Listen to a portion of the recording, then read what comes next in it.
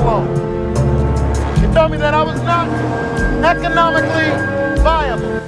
The sword of Damocles hangs over every YouTube channel this month as we await YouTube's new terms of service, which come into effect on December the 10th. For the very first time, YouTube inserted the clause into their ToS.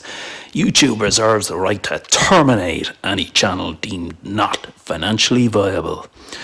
So in the multitude of David and Goliath battles, the Purge will be visited upon many Davids by YouTube, leaving a few fat, privileged Goliath figures to complete the full circle, whereby YouTube becomes nothing more than a replication of what it once sought to replace. Someday soon, Pro Films itself will be unplugged. The people will react by taking to the streets and protest at this outrageous stroke of injustice, inflicting the ultimate death of public service broadcasting.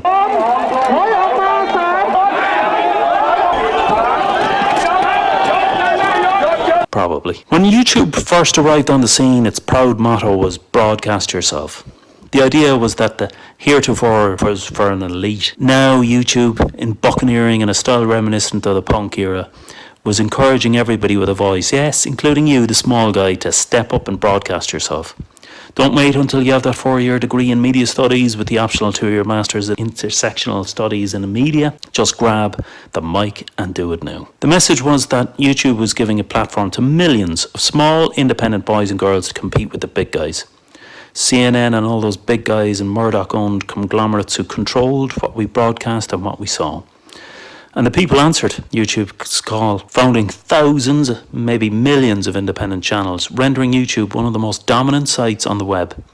And therein lay the problem. Increasingly, YouTube has become what it once despised, an economic controlling giant. It began banning, squeezing out opinions it didn't like in favour of those that suited its corporate and political agenda. I was not economically viable. No.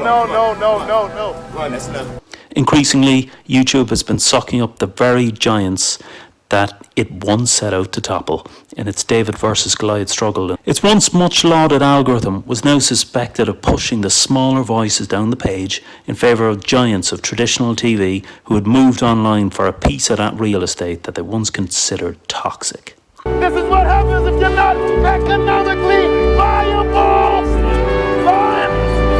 Guillotine of the new us and them tube. That old empowering maxim of broadcast yourself has been completely contaminated. Indeed, YouTube quietly shelved its central motto in May 2019 when the corporate takeover of once pioneering company was complete. YouTube was awarded 2008 Peabody Award and cited as being a speaker's corner that both embodies and promotes democracy.